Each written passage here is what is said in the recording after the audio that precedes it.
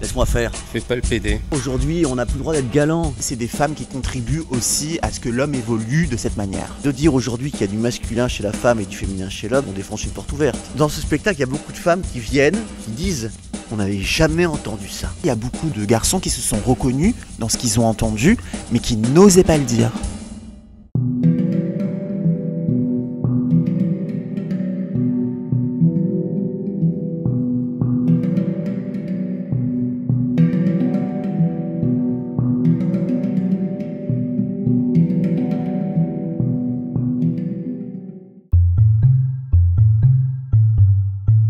Ça a été beaucoup de discussions avec un ami à moi qui est auteur aussi sur le projet, qui a été auteur sur le film, qui fait partie de la performance. Et ça a été énormément de discussions avec lui autour de la masculinité parce que on est très différents. Moi, je me suis posé la question, mais je me suis rendu compte que j'étais libre quelque part de ça. Et du coup, vu que je n'ai pas été victime de ça, j'avais une place énorme pour l'écoute. J'ai voulu faire un solo chorégraphique. Ensuite, il y a eu le Covid. Enfin bon, il y a eu plein d'étapes, on va dire. Et ensuite, ça s'est transformé en performance parce que j'ai trouvé ça plus juste aussi de pouvoir ne pas en parler seul, de pouvoir amener d'autres garçons de différentes générations qui n'ont pas mon âge, qui sont pas noirs aussi, d'en parler librement et de savoir comment, chacun on traverse aussi ça.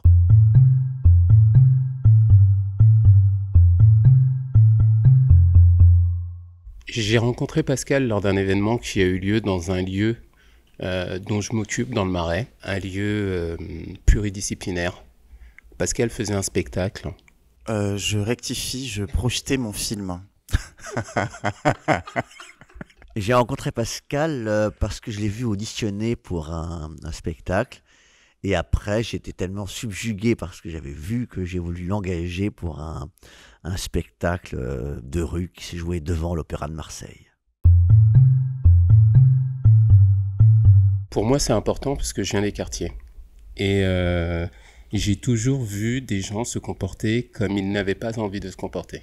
Se donner un rôle, un genre, vouloir être à une certaine place ou vouloir ressembler à. Et ça m'a toujours gêné pour eux. Parce que moi, je suis une personne très libre, qui fait ce qu'il veut, qui dit ce qu'il veut, qui impose même des tendances. Donc, j'ai jamais compris pourquoi un mec ne pouvait pas être ce qu'il avait envie d'être. Pourquoi il voulait plaire ou pourquoi il était obligé de changer ce qu'il avait envie de dire parce que pour lui, il fallait le faire. Donc voilà pourquoi je suis là. Moi, ça m'intéressait d'en parler parce que la société actuelle voit souvent, et quelquefois à juste titre, la masculinité de manière toxique. C'est-à-dire que c'est comme s'il fallait totalement l'enlever en fait. Dans ce spectacle, nous, ce qu'on cherche, c'est pas l'enlever, c'est de la montrer différemment. Non pas de la déconstruire, mais de la reconstruire. Tout ça pour défendre l'altérité, en fait. Ce qui nous intéresse, c'est l'altérité. C'est-à-dire qu'il y a des hommes masculins, virils, comme des femmes aussi peuvent être masculines, des femmes aussi peuvent être viriles,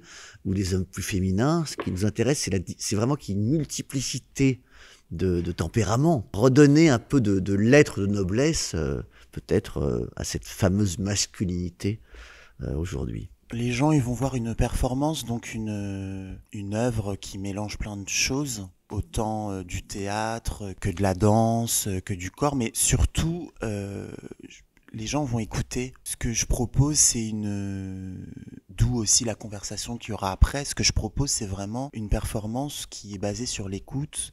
Moi, ça me dérange, cette idée qu'on dise que tous les hommes sont violents, que tous les hommes sont toxiques. C'est une performance qui amène la nuance et je crois qu'on en a besoin. C'est aussi une totale mise à nu. C'est-à-dire que ce que les gens vont entendre, c'est des témoignages très personnels que beaucoup d'hommes n'ont pas dit. Et là, ils vont le dire en public. Et dans Démasculinisez-moi, il y a aussi des masques. On enlève le masque. L'idée, c'est aussi de créer une catharsis chez les gens qui vont le voir et qui se disent « Ah, c'est drôle ce que cet homme dit là.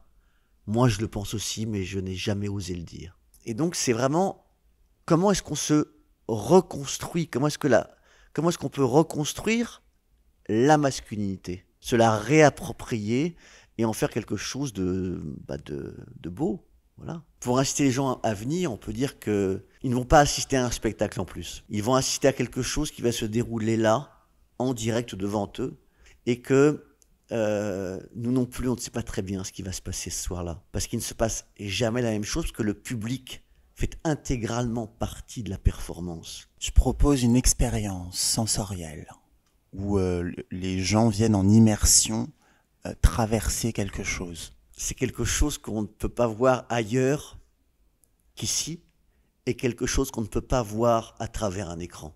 Là, on n'est pas protégé. On est en phase, en direct avec ce qui se passe. C'est un questionnement. On se pose tous des questions sur qui on est, pourquoi on est là, pourquoi j'agis comme ça, pourquoi je devrais agir autrement. Et là, nous, on ouvre une porte sur notre bâtiment, qui est l'homme dans sa splendeur, dans la société, avec ses envies et avec ses devoirs. On demande aux gens de s'ouvrir. Si vous êtes des gens ouverts, venez. Si vous n'êtes pas ouverts, venez quand même.